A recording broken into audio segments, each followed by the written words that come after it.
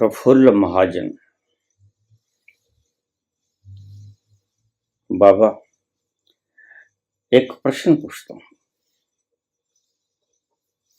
आपसे विनती है कि इसको रफा दफा मत कर देना। बहुत महत्वपूर्ण शब्द है मेरे लिए। इसका जवाब अवश्य देना।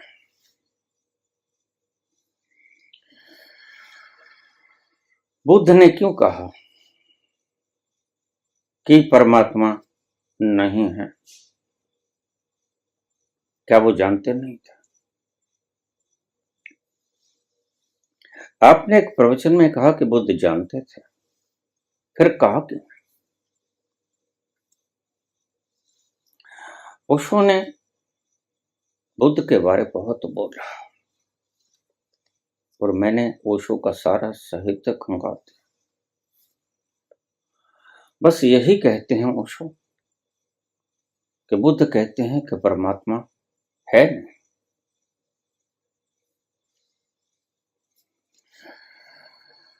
व्याख्या वहां भी नहीं मिली। रोज संतों की क्वांटिटी बढ़ती जाती है, क्वालिटी घटती जाती है।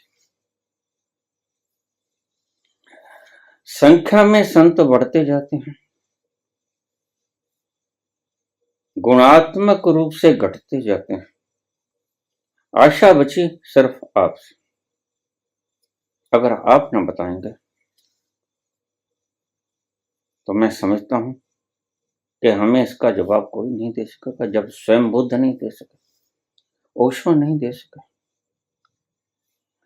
आपसे गुजारिश है कि इस प्रश्न का जवाब अवश्य दें। बहुत से लोगों की गुंडियां खुल जाए।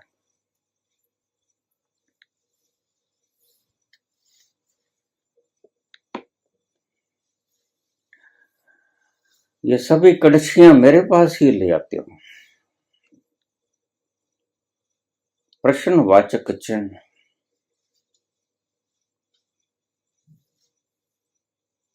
ठीक भी है।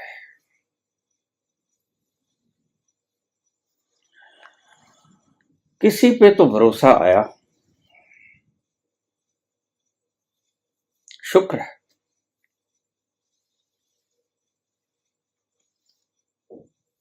इसका जवाब तो बड़ा 2 लफ्जों का जवाब है। कोई बहुत बड़ी मुश्किल भी नहीं थी। बुद्ध ने क्यों कहा, यह मैं अच्छी तरह से जानता हूं कि बुद्ध ने क्यों कहा।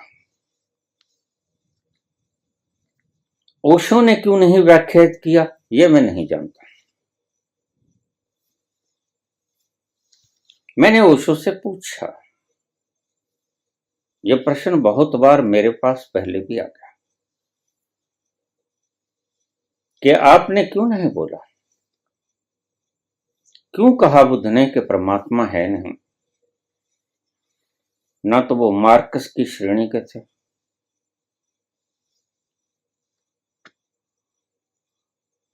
ना वो नास्तिक थे, ना वो नीत्शे की श्रेणी में थे, ना वो चार्वाक थे। फिर क्यों कहा?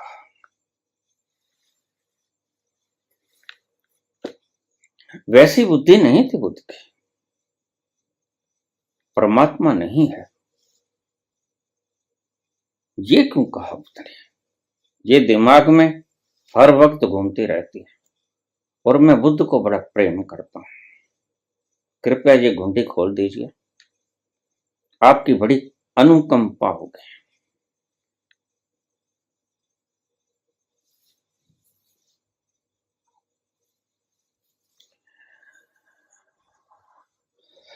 बुद्ध ये नहीं कहते कि परमात्मा है नहीं। ध्यान रखना बात। बुद्ध के कहने का ढंग बड़ा प्यारा है। वो बहुत मनोवैज्ञानिक व्यक्ति हैं, कृष्ण की तरह। या तो बुद्ध कह देते कि मैं परमात्मा हूं, बात खत्म हो गई थी, जैसे कृष्ण ने कहा।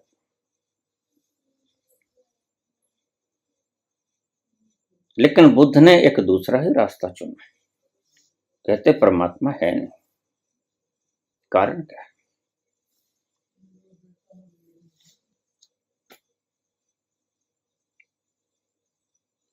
तुम किसी चीज को ढूंढ रहे हो,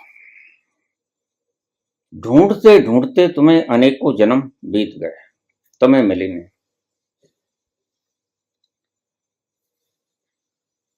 और कोई तुम्हें आके कह दे कि यहां तुम्हें मिलेगी नहीं, क्योंकि यहां तुम्हारी वस्तु गुम हुई नहीं थी, यहां मत ढूंढो। बुद्ध ने क्यों कहा कि परमात्मा नहीं? अप्रत्यक्ष तौर से बोले बुद्ध। उससे पहले की छोटी सी कहानी कह दूं।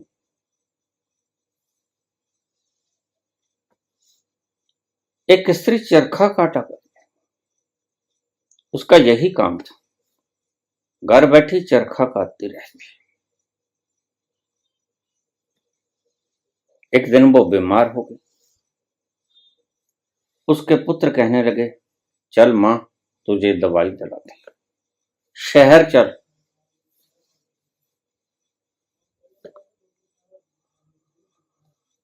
मां चल पड़ी। रास्ते में एक बहुत बड़ी कॉटन एंड जिनिंग फैक्ट्री थी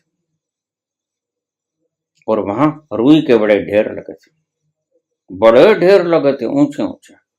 यद्यपि दीवारें छोटी थीं, लेकिन रुई के ढेर बहुत ऊंचे थे, बाहर से दिखते थे, दूर से दिखते थे।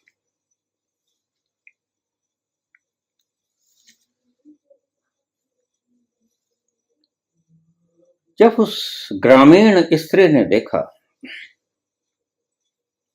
अरे इतनी रुई, इतनी रुई, तो उसके दिमाग पर बोझ पड़ गया।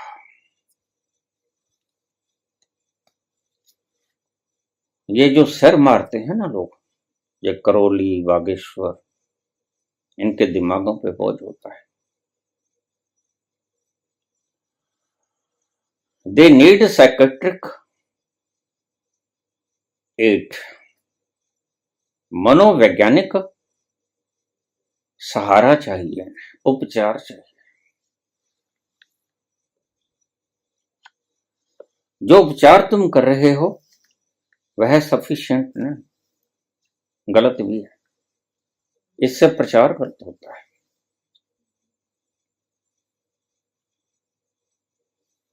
दूर से देखा उसने, दिमाग पे बोझ पड़ गया, सुन्न हो गई थोड़ी देर के लिए, मौन हो गई, कुछ बोल ना सकी। डॉक्टर के यहां पहुंच गए। पुत्र ने कहा, माता बीमार, डॉक्टर साहब कोई दवाई दे दो। डॉक्टर ने देखा, क्या बात है, क्या तकलीफ? अब उस औरत के तो दिमाग पर बोझ पड़ गया, वो तकलीफ क्या बताए, तकलीफ तो भूल गई।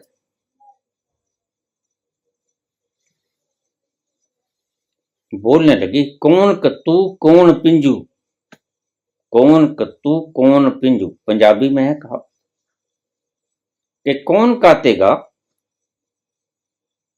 और कौन पिंजेगा।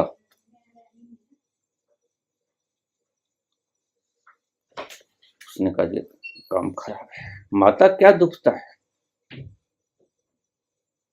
क्या दुखता है माता? कौन कत्तू कौन पिंजू। डॉक्टर ने कहा, भाई ये मेरे बस की तो बात है ना, इसको तो किसी साइकियाट्रिस्ट के पास ले जाओ, वो इलाज कर पाएगा, इसको शरीर की तकलीफ तो कोई है नहीं। कौन कत्तू कौन पिंजू।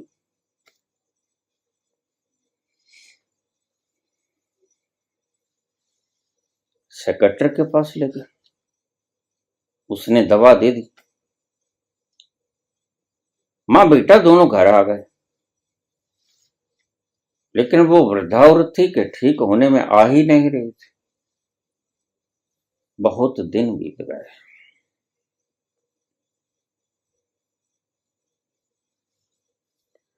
सारे ग्राम में यह बात उड़ गई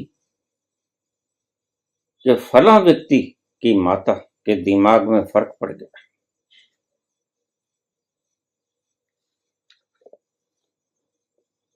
सभी लोग आते, हालचाल पूछते, उसकी हरकतें देखते, कौन कत्तू कौन पिंजू, कौन कातेगा कौन पिंजेगा।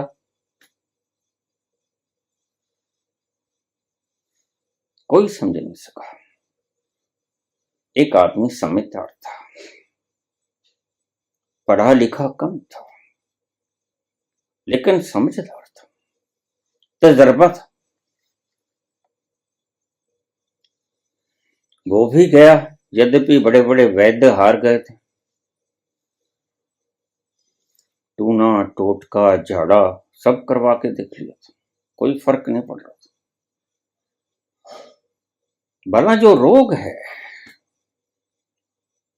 उसका उपचार जब तक हो ना जाए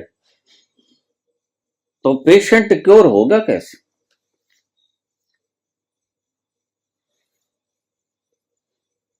वह व्यक्ति उसके घर गया।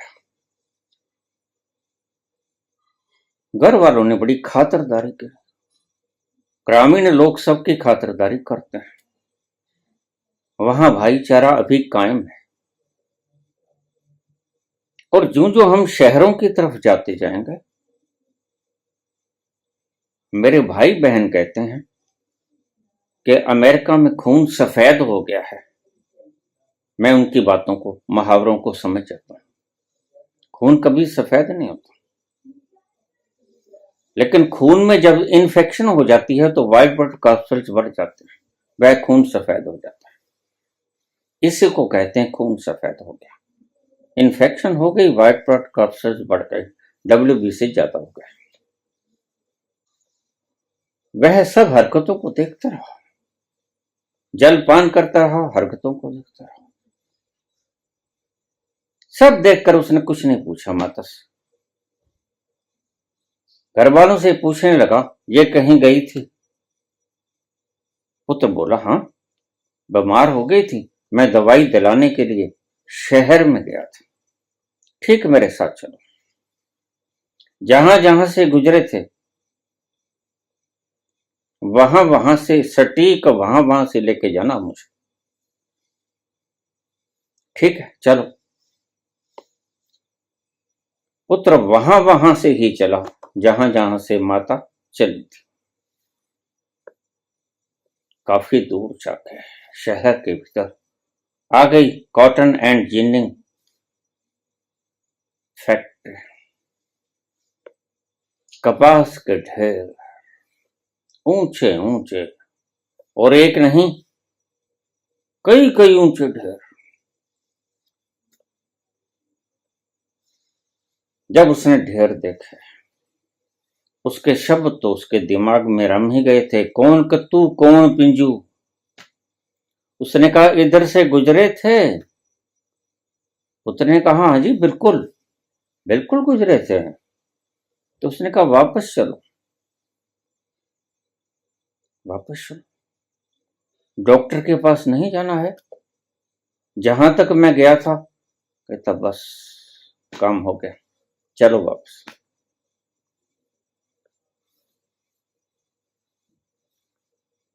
वापस चलो। घर चला गया, बैठ गया, 2-4 मिनट बैठा रहा। माता वैसे ही कह रही थी, कौन कत्तू कौन पिंचू।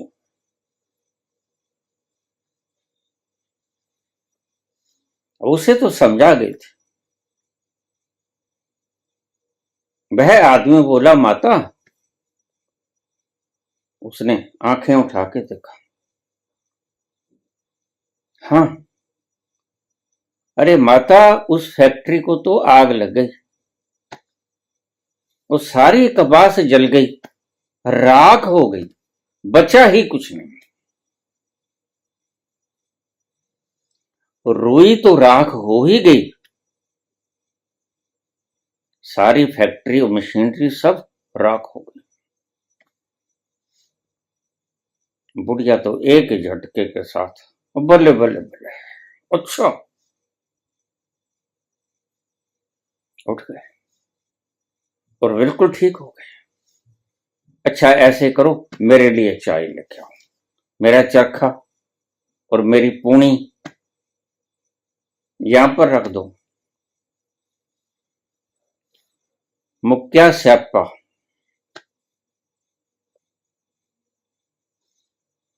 रग पकड़ लिया, दुखती रग पे हाथ रख दिया, बुढ़िया ठीक हो गई। पुत्र ने पूछा, आपने ये टोटका ढूंढा कैसे? उसने कहा, बिल्कुल साफ सी बात, इसके दिमाग पर बोझ था, और बोझ भी ऐसा जो एकदम से शौक की तरह आया, यह हर सारे दिन चरखा काटती रहती, और इतना ढेर देखकर इसके दिमाग पर बोझ आ गया कि इतना कौन काटेगा, कौन पिंजेगा, कौन पिंजा के लाएगा और कौन काटेगा, ये मैं तो मर जाऊंगी काटते काटते। फैक्ट्री का उसे कुछ पता नहीं।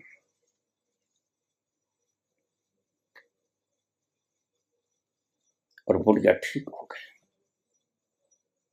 बस बुद्ध तुम्हारी दुखती रग को जानते हैं। बुद्ध ये कहते हैं कि परमात्मा है ही नहीं। जल गई फैक्ट्री, आग लग गई, रुई तो जली ही जली, सारी मशीनें भी जलकर राख हो गई। बुद्ध तुमसे तुम्हारा मुद्दा छीन लेते हैं। क्यों छीन लेते हैं बुद्ध तुमसे तुम्हारा मुद्दा? बुद्ध जानते हैं कि जिस परमात्मा को तुम बुद्धि से हल करने चले हो, बुद्धि से व्याख्यायित करने चले हो, बुद्धि से उन सूत्रों के अर्थ करने चले हो, गीता के, अष्टावक्र गीता के, उपनिषदों के, वह बुद्धि के द्वारा संभव नहीं।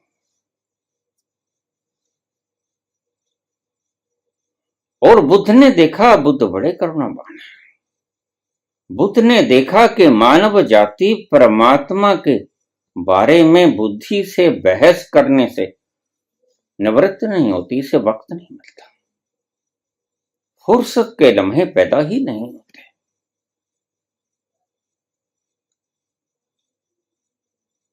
सारी मानव जाति वो काम कर रही है जो काम बुद्धि का है ही नहीं, जो बुद्धि का काम है ही नहीं। उस बुद्धि से तुम काम ले रहे हो परमात्मा के विषय में। कौन है परमात्मा? कैसा है परमात्मा? रंग कैसा, रूप कैसा, निराकार साकार, निर्गुण सगुण। उसने देखा सभी तरफ, पंडित पुरोहित, सारा हिंदुस्तान नहीं सारा विश्व पागल हो गया है, और उसके लिए पागल हो गया है, और उसके लिए बुद्धि का इस्तेमाल कर रहा है जो बुद्धि से जाना नहीं चाहता, और इनकी बेचारों की मेहनत बेकार हो गई। ये व्यर्थ में ही अपना समय बर्बाद कर रहे हैं, वह बुद्धि के द्वारा जाना ही नहीं जा सकता। He is not only unknown but also unknowable। Science भी कहती है लेकिन समझ कहां पाते हो। एल्बर्ट आइंस्टीन भी कहता है, संत तो कहते ही हैं, उपनिषद तो कहते ही हैं, लेकिन तुम हो कि चौकड़ी उठा लेते हो, शास्त्रार्थ करने लगते हो, जीभों की लपालप शुरू हो जाती है, और फिर कोई हार जाता है, कोई जीत जाता है। तुम एक खेल खेल रहे हो, परमात्मा के नाम पर। परमात्मा कोई खिलौना है?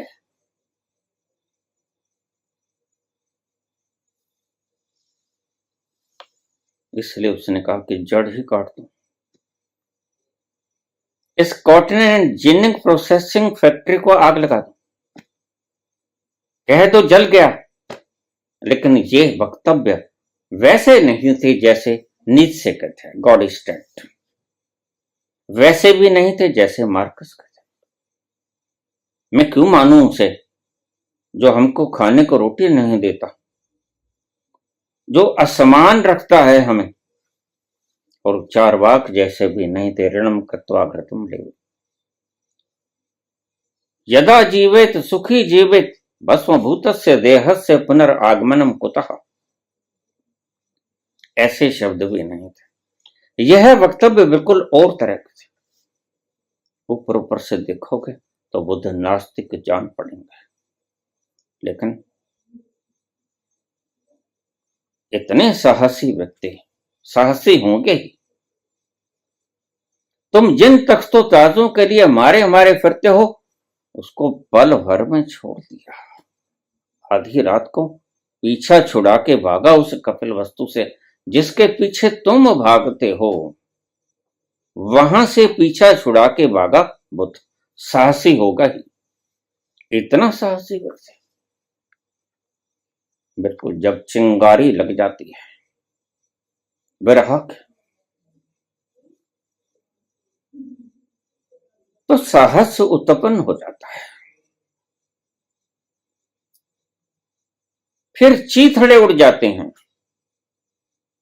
वो चिंगारी सब खाक कर देती है, भीषण ज्वालाओं में तब्दील हो जाती है और सब राख हो जाता है। और बुद्ध ने सब राख कर दिया। बुद्ध ने कहा नहीं है परमात्मा, एक झटके में खत्म कर दिया। और सारा पंडित समूह, सारा पुरोहित समूह उसके विपरीत हो गया, सिर्फ इन दो अल्फाजों से। वो तो अज्ञानी है, वो तो जानते नहीं। बुद्ध जानते हैं बड़ी भांति मैं क्या बोल रहा हूं और क्यों बोल रहा हूं।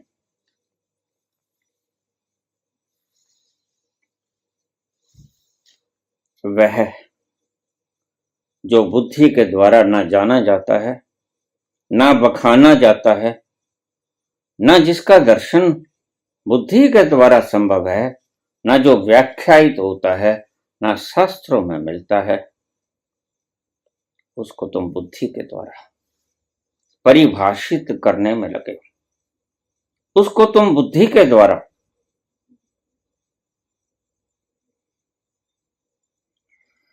बहस कर रहे हो, डिस्कशन कर रहे हो उस परमात्मा के बारे में, उस विराट के बारे में जिसका और छोर तुम मेजर नहीं कर सके। कितना विराट है वो, किस छोर से किस छोर तक कोई आदि अंत है नहीं।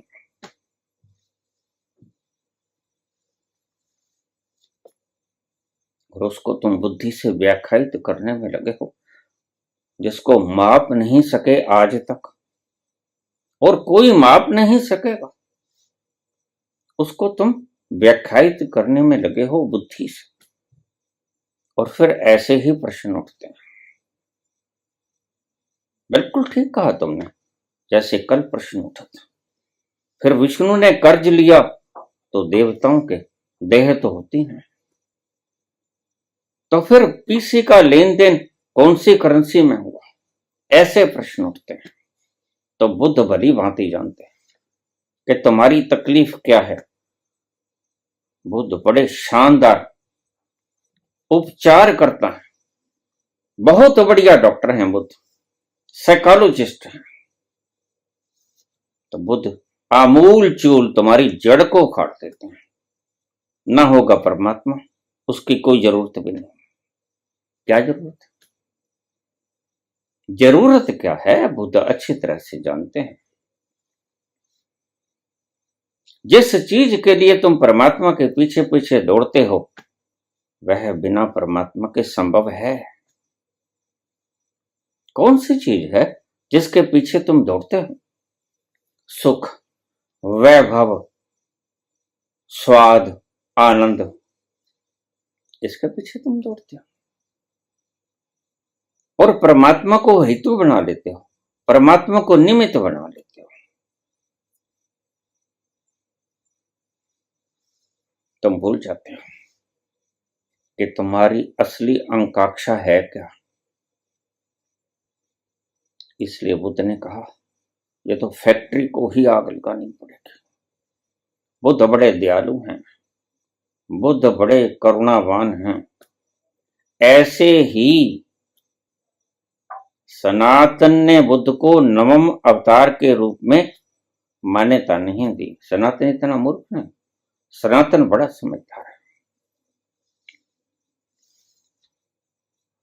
अगर बुद्ध परमात्मा विरोधी होते, सनातन भांप गया था ये व्यक्ति कहां से बोला। सनातन के जानकार अच्छी तरह से समझ गए थे कि बड़ा सुंदर बोला, वाह क्या बात, कहां से काटा, जड़ जड़ के ऊपर वार कर दिया, सारा पेड़ ही गिर गया। ना रहेगा बांस, ना बजेगी बांसुरी। तो बिल्कुल ठीक किया। इसलिए सनातन के ऋषियों ने बुद्ध को नवम अवतार घोषित कर दिया। ठीक चले, खूब कही, क्या बात कही, खूब कही। ये अभी तक समझ में नहीं आया था किसी को कि वह परमात्मा किसी दिन बुद्धि का विषय बन जाएगा और बुद्धि से व्याख्यायित होने लगा और बुद्धि से डिस्कशन होने लगेगी। शास्त्रार्थ होने लगेंगे। कहां लिखा है, यहां लिखा है, ये देखो यहां लिखा है, और दोनों किताबों में उलट लिखा होता है। लेकिन भाई ये तो लिखावट है, कोई कुछ भी लिख दे और इसको बदला भी जा सकता है। हम 1000 वर्ष तक गुलाम रहे, न जाने किसने क्या मात्रा बदल दी, न जाने किसने क्या शब्द निकाल दिया, जोड़ दिया। आपको पता है जब आप ही गुलाम थे तो आपके शस्त्र कहां आजाद थे। तो बुद्ध बड़े समझदार है। ठीक कहा तुमने। ओशो भी नहीं बोले। क्यों नहीं बोले? उस पूर्ण को कोई बोल भी नहीं सकता। कुछ न कुछ कमी रह जाएगी बोलने में, क्योंकि वह बोलने में आता नहीं। स्वभावतः बहुत कुछ रह गया होगा बोलने से। कितना भी साहित्य सर्जन कर गए, लेकिन ओशो बहुत सी बातों को चूक गए। कोई सभी कुछ थोड़े बोल गए। और फिर जो बोला ही नहीं जा सकता उसको बोलेंगे भी कैसे? वह तो शेष छूट ही गया, वह तो कभी बोला जा भी नहीं सकेगा। और भली भांति जानते हैं ओशो इसको। इसलिए ओशो ने भी नहीं बोला, कहीं चूक हो गई, रह गया, बहुत सा सब्जेक्ट रह गया। लेकिन अच्छा हुआ आपने मुझे प्रश्न कर दिया। ऐसे कठिन प्रश्न करते रहो। ये विष्णु वगैरह की उधारी सुधारी के तो प्रश्न बेशक ना किया करो, ये तो कपोड़ है। ये तो हमारी किशोरियों के बनाए हुए कपोड़ हैं। ये तो वेद व्यास जी के लिखे हुए कपोड़ हैं। ऐसे प्रश्न तो बेशक मत किया करो, वक्त खराब करने वाली बात। इतना बहुमूल्य वक्त मेरे पास भी कहां वक्त है। सभी चले गए, कृष्ण गए, लाओत्से गए, बुद्ध गए, ओशो गए, मैं भी जाने कौन रुका है? कोई नहीं रुका है। तो अच्छा किया तुमने पूछ लिया। जो गहन उलझने हैं वो अवश्य सॉल्व होनी चाहिए। मैं तुमसे कहता हूं, अगर कोई उलझन ऐसी भयंकर फंस गई है, जैसे ये उलझन वाकई ही बड़ी भयंकर है, बहुत अच्छा किया तुमने पूछकर प्रफुल्ल, तुम्हें साधुवाद है। बहुत से लोगों की गुत्थियां खुलेंगी, बहुत से लोगों की भ्रांतियां मिटेंगी। बुद्ध नास्तिक हैं, यह भ्रांति मिटेगी, नास्तिक नहीं बुद्ध। बुद्ध ने वो सब जान लिया है जो जान लेने जैसा है, जिसके जानने से सब जान लिया जाता है। एक असद है, सब सद है। बुद्ध ने वो जान लिया है, ऐसे ही नहीं उठ के आए हैं। बुद्ध ने वो जान लिया, पी लिया, तृप्त हो गए, और तृप्त होने के बाद वो उठ के आए। बड़ी मीठी कथा है। बुद्ध को ज्ञान हुआ, बुद्ध मस्त बैठे हैं, न किसी से बोलते हैं, न किसी से कोई वार्तालाप करते हैं, मस्ती में बैठे रहते हैं, झूमते रहते हैं। जद पा लिया पेद कलंदर दा, बूहा खुल गया अपने अंदर दा, सुख वासी हां उस मंदर दा, जिथे चढ़दी है ना लेंदी है। चेहरे के ऊपर तनाव की लकीरें खिंची रहती थी हर वक्त जिसके, वो बुद्ध आज शांत बैठे, बड़े मस्त बैठे हैं और उस रस को पी रहे हैं, और इतने शांत बैठे हैं। डर होता है, देवताओं को फिक्र हुआ, कहीं और चले गए, ऐसा ना हो कि बुद्ध भी चले जाएं, ऐसा ना हो कि बुद्ध भी चले जाएं, फिर कौन बताएगा। बस यही मुश्किल है।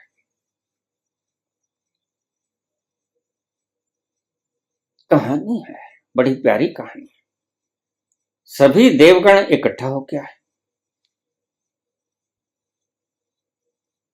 प्रणाम किया, खटखटाहट की, शोर शराबा किया, और बुद्ध ने धीरे से आंखें खोली। सभी देवी देवता प्रणाम करते हैं बुद्ध के चरणों में। बुद्ध पूछते हैं, बनते कैसे आए?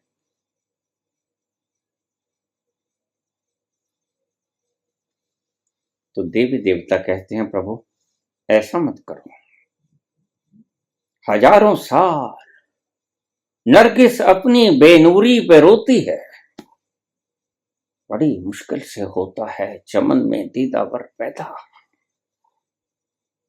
बा मुश्किल ये घटना घटी, हजारों साल बीत गए। इतना मुखर हो सकने वाला व्यक्ति, इतने प्रिय वाणी से सुसज्जित, अगर व्यक्ति चुप हो जाएगा तो क्या होगा इस संसार का। तुम उठो प्रभु, हम वंदन करने आए हैं, आपसे विनती करने आए हैं, ऐसा मत करो। माना यह स्वाद निराला है, ये गुड़ ऐसा कि खाकर मौन होने का जी करता है, ये स्वाद ऐसा कि भीतर उतर गया, फिर वहां से लौटने का जी नहीं करता, ये स्वाद ऐसा कि जिसके साथ निगाहें मिलाने को जी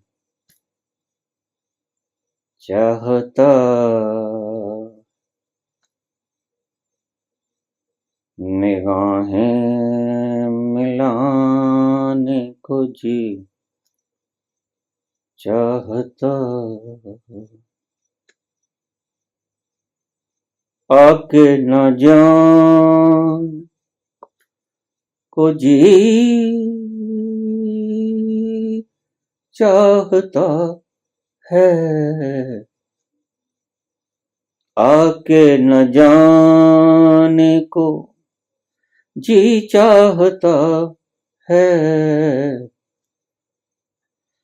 निगाहें मिलाने को जी चाहता। हम जानते हैं स्वाद बड़ा निराला, लेकिन क्या होगा सृजना का प्रभु? जागिए, मधुर है, सरस है, मीठा है, रस रूप है, लेकिन हाथ जोड़ के बेनती है, ऐसा मत कीजिए, मौन मत हो जाइए, क्योंकि मौन होते होते कहीं आप परम मौन में ठहर न जाओ। बस यही हमारी चिंता का विषय है। इसलिए हम देवलोक से चल के आपके पास आए, हमारी विनती को स्वीकार कीजिए। और 7 दिनों तक बुद्ध मौन रहे।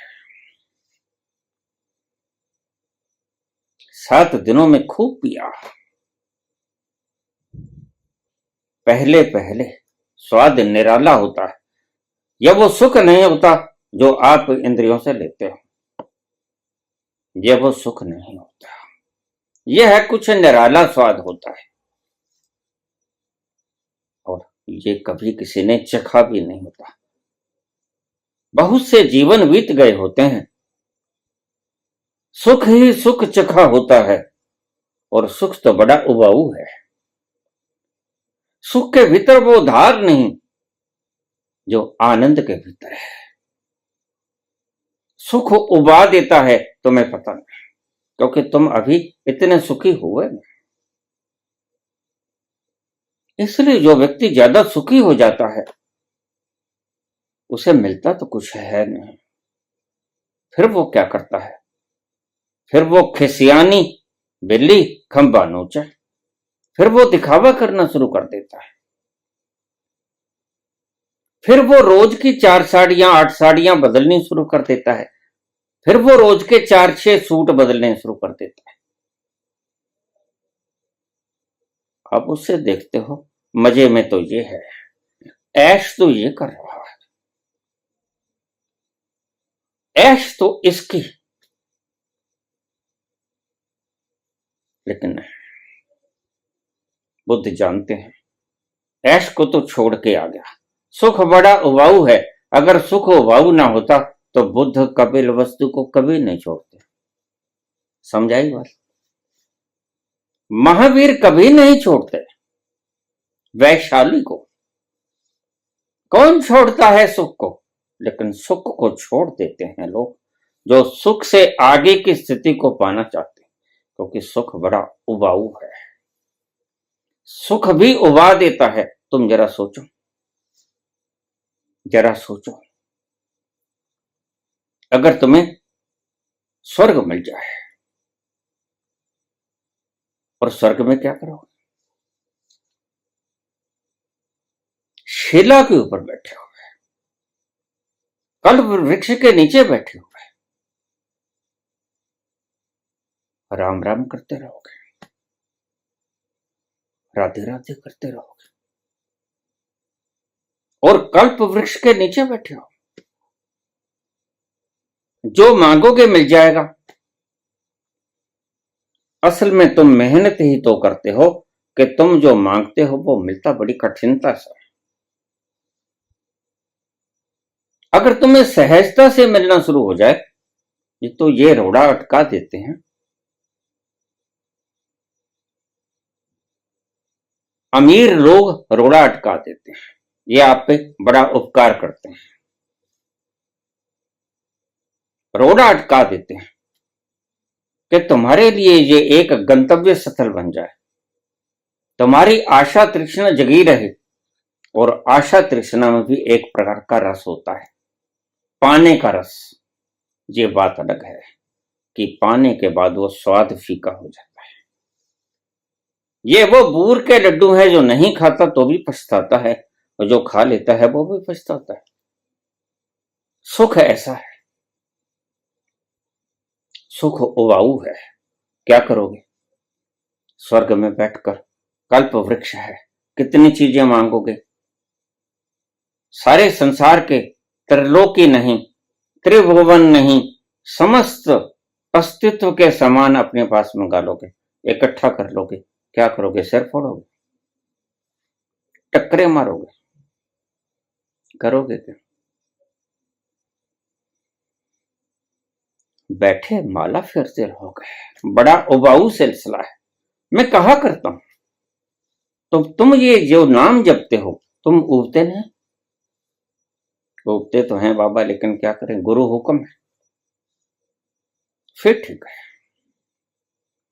अगर उब जाते हो और उब कर भी नहीं छोड़ते, गुरु हुक्म है तो फिर ठीक है, फिर उबे रहो, लेकिन भूल मत जाओ, सुख से ऊपर भी कुछ है।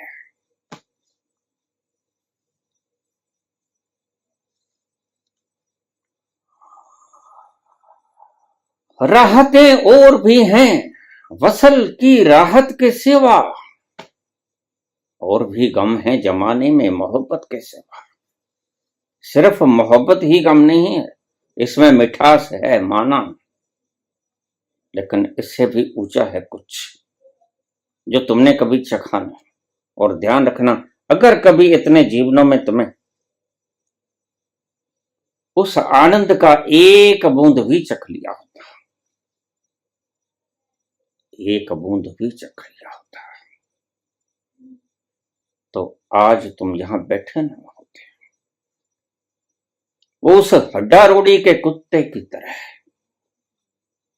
जो देखता है कि यहां बड़ा माल पड़ा है, होती है सूखी हड्डी, और वो कहता अपनी जिंदगी का सामान है यहां, और वो हड्डियों को मुंह में डाल लेता है और चबाता है। होता क्या है, जब चबाता है तो उसके मसूड़े छिल जाते हैं, मसूड़े छिल जाते हैं तो खून निकलता है, खून निकलता है तो खून नमकीन होता है, आपको पता है। जीवा के ऊपर लगता है, कंठ से नीचे उतरता है, वो कहता है आ हा हा हा, क्या बात है, मजा आ गया। यहां तो माल ही बहुत है, बस तुम्हारा सुख बिल्कुल ऐसा है। तुम संसार के सुखों को कुत्ते की हड्डी की तरह चूसते रहते हो, तुम्हें पता नहीं होता माल तो तुम्हारा ही है। ये मसूड़े तो छिले हैं तुम्हारे, दर्द भी तुम्हें ही होता है, और खून भी तुम्हारा ही निकलता है, गले से नीचे उतरता है, तुम कहते हो नमकीन है, बड़ा स्वादिष्ट है, ये तो रोज खाऊंगा, उम्र बीत जाएगी पर मैं खाता ही रहूंगा। लेकिन तुम्हें पता नहीं, ये हड्डी है, सूखी हड्डी है, इसमें मांस का तो जर्रा भी नहीं।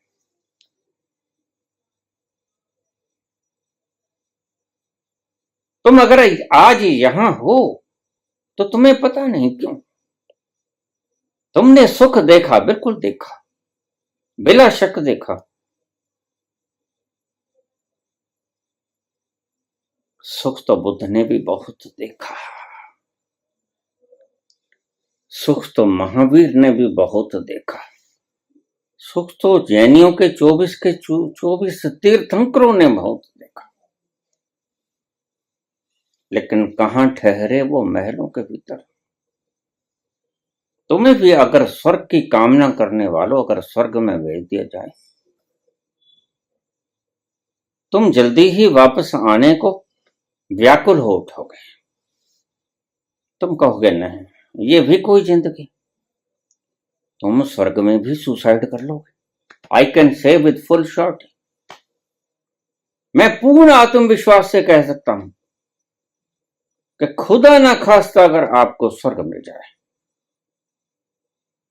तो आप वहां भी सुसाइड कर लोगे, उसी कल्प वृक्ष के साथ लगकर टंग जाओगे। क्यों? क्योंकि सुख उबाता है, और तुम्हारे भीतर से कोई तत्व तुम्हें खींच रहा है। काहे? उस आनंद के लिए, उस आनंद की बूंद तुम्हें खींचती रहती है चुंबक की तरह, हर पल जैसे चुंबक खींचता तो है लोहे को, लेकिन लोहा खींचता नहीं। यही तकलीफ है लोहे की। तुम कहते हो हमें परमात्मा मिलता नहीं, हमें वो आनंद मिलता नहीं। बिल्कुल तुम में काबिलियत है, लेकिन तुम खींचते कहां? तुम और चीजों में अपने आप को उलझा लेते। तुमने अभी धन इकट्ठा करना है, अभी तुमने बेटे बेटियों की शादी करनी है, अभी तुमने पोते पोतियों का दर्शन करना है, फिर पोते पोतियों का विवाह करना है। तुम्हारे काम कभी खत्म होते हैं? नहीं होते। और तुम तमन्ना किए जाते हो सुख के बाद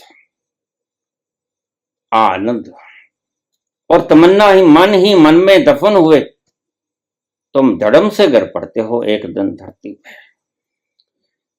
मैंने चांदो और सितारों की तमन्ना की थी, मैंने चांदो और सितारों की तमन्ना की थी, मुझको रातों की स्याही के सिवा कुछ न मिला, मैंने चांद और सितारों की तमन्ना की थी। तमन्ना तुम्हारी क्या है, इस बात से कोई ज्यादा फर्क नहीं पड़ता, लेकिन तमन्ना तुम्हारी कुछ भी हो, तुम जिस रास्ते पे चल पड़े हो रातों की स्याही के सिवा कुछ नहीं पाओगे, इस बात को ध्यान में रख लेना।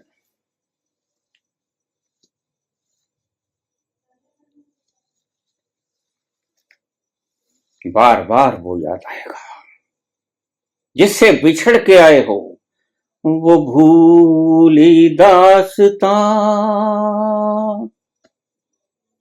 वो भूली दास्तां, लो फिर याद आ गई,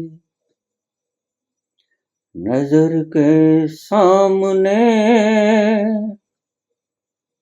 घटा सी छा गई, वो भूली दास्तां, लो फिर याद आ गई, नजर के सामने घटा सी छा गई। बार बार याद आएगा, चुंबक खींच रहा है और तुम्हें पता नहीं कि कौन खींच रहा है। तुम्हें इतना पता है कि कोई खींच रहा है और तुम अंदाजा लगा लेते हो।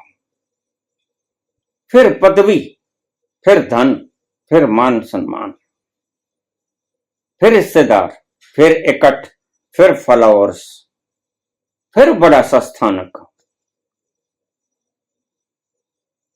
तुम समझते हो कि शायद भीतर की तमन्ना यह है, तुम गलती खा जाते हो। याद तो वो आया जो सदा तुम्हें याद कर रहा है, जो सदा से तुम्हें पुकार रहा है। याद तो वो आया, तुमने समझा, कुछ और समझा,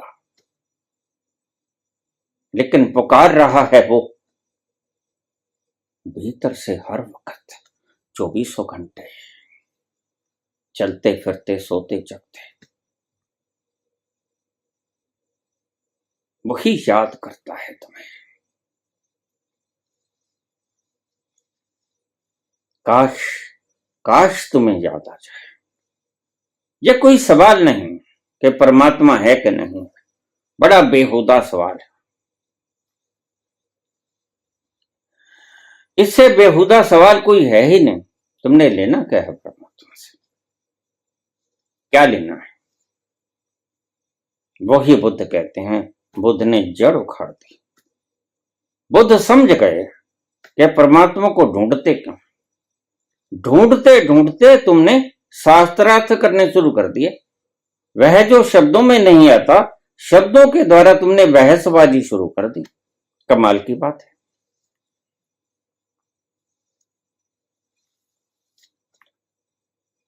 तुम चूक जाते हो,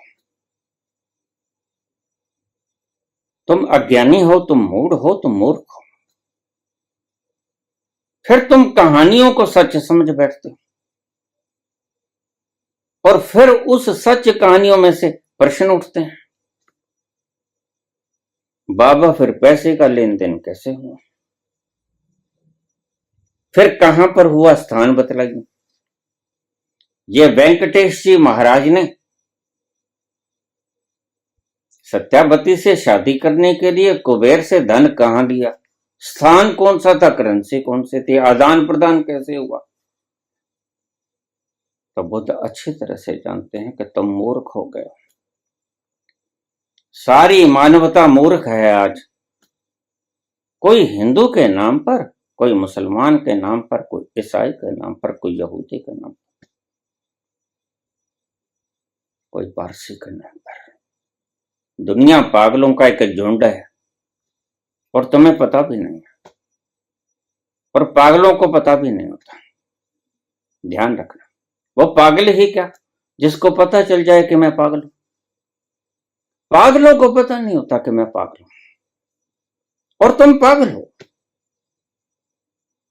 पता तो नहीं लगता कि सारा झुंड है पागल खाने में। पागल को पता ही नहीं लगता कि दूसरा पागल है, और मैं भी पागल हूं, नहीं पता लगता।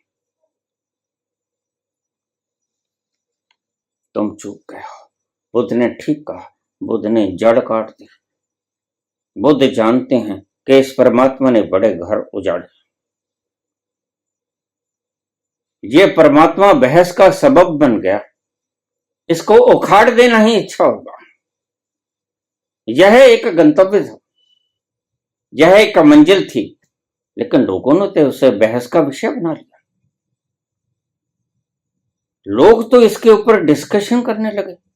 अब भला पानी पीने के लिए होता है, या कि उसके ऊपर बहस करने के लिए, या कि उसके फार्मूलेशन इजाद करने के लिए, या कि ब्लैक बोर्ड के ऊपर H2O लिखने के लिए? बताओ जरा। पानी पीने के लिए होता है या उसकी फार्मूलेशन खोजने के लिए? पानी पीने के लिए होता है।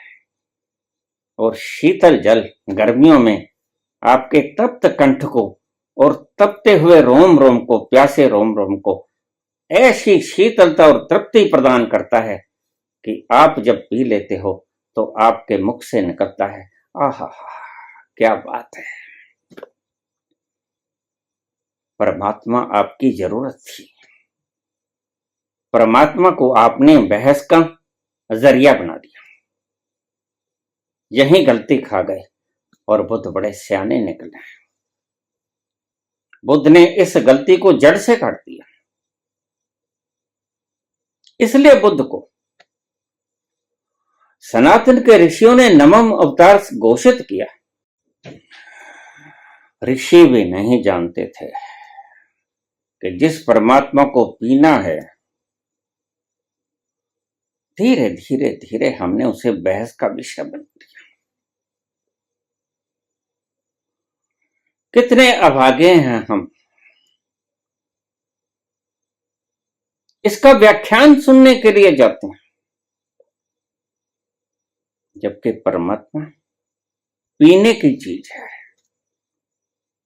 परमात्मा चखने की चीज है, परमात्मा स्वाद लेने की चीज है। परमात्मा बहस का विषय है ही नहीं। तो बुद्ध बड़े समझदार थे। बुद्ध ने कहा इसको तो जड़ से ही काटना पड़ेगा, और जड़ से काट दिया। उसने कहा परमात्मा नहीं है। कौन कत्तू कौन पिंजू फैक्ट्री ही नहीं है। Cotton and ginning processing factory जल गई, खाक हो गए और तुम समझे नहीं, तुम समझोगे भी नहीं। संतों के शब्दों को तुम कहां समझते हो? यही तो तुम्हारी मूर्खता है। और तुमने कहा बुद्ध नास्तिक हो गए, तुमने कहा बुद्ध परमात्मा को नहीं मानते। नहीं नहीं, कौन कहता है परमात्मा को मानते हैं? परमात्मा को पीते हैं, मानना क्या होता है? अरे भाई, शराब मानने वाली चीज थोड़ी है। शराब तो पीने की चीज है, पीने की चीज है, नहाने की चीज है। दो कुट पिला दे साकिया, दो कुट पिला दे साकिया, बाकी मेरे तरोड़ दे,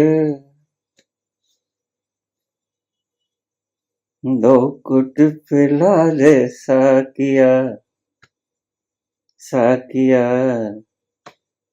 साकिया, बाकी मेरे तरोड़ दे, दो कुट पिला दे साकिया। धन्यवाद।